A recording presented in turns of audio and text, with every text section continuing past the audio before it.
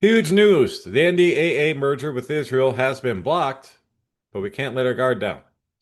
The hidden alliance with Israel tucked inside the NDAA just crashed and burned in Washington, but the powerful forces behind it are already plotting a comeback. Yep. And Senator John Thune changed his vote, and we're going to talk about that in this article as well. This is from Yana Benoon again over here on Substack. First, the great news and a massive victory. The Senate just blocked the multi-trillion-dollar National Defense Authorization Act from moving forward. The NDAA is the ultimate must-pass budget bill that actually glides through Washington on autopilot every single year. Just not this time. By a party vote of 50 to 46, a unified front completely halted the bill, giving us a major win for Democratic oversight. But while we celebrate this moment, we have to stay incredibly vigilant. I'll explain why. The battle is far from over, and what they try to hide in this bill shows exactly how high the stakes are. Tucked deep inside the hundreds of pages of this massive spending package was a secret edition originally labeled Section 224. And we talked about this a couple weeks ago and last week as well. But bypassing the standard foreign aid channels that the public can actually track, this subsection laid out the United States-Israel Defense Technology Cooperation Initiative. It was a plan to appoint a special Pentagon official to permanently merge the military tech, artificial intelligence, cyber warfare, and weapons development pipelines of the U.S. and Israel. It was explicitly designed to weave Israeli technology into the American military supply chain, completely shielding the relationship from regular congressional votes, caps, or oversight.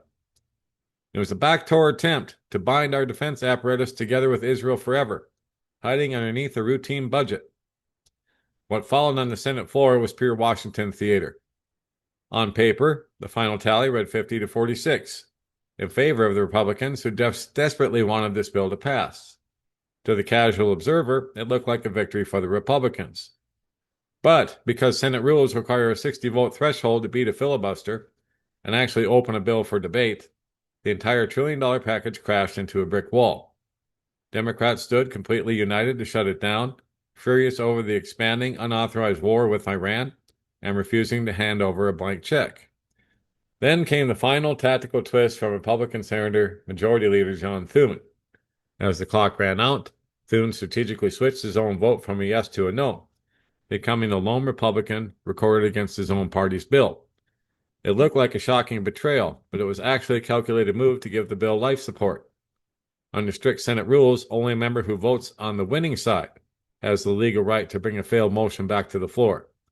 By technically joining the no votes, Thune preserved his power to resurrect this exact bill for another vote later. Yeah, probably buried secretly in some other bill. Hard to say where they're going to try and bury it.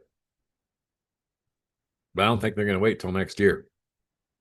So, Senator Majority Leader Thune called the defense package a good bill, but after the bill failed to advance, Thune switched his vote in a procedural move that will allow the leader to bring it back up for consideration again later. And so if you want to know why he did it, well, Thune's worldview is firmly anchored in evangelical Protestant faith that is rooted in Schofield theology. That should tell you all you need to know, but there's more. Thune is actively allied with the Chabad Jews. Isn't that something? And his historic groundbreaking marks a new chapter for South Dakota's Jewish community. Senate Majority Leader John Thune, Governor Larry Roden joined local officials' community for celebration.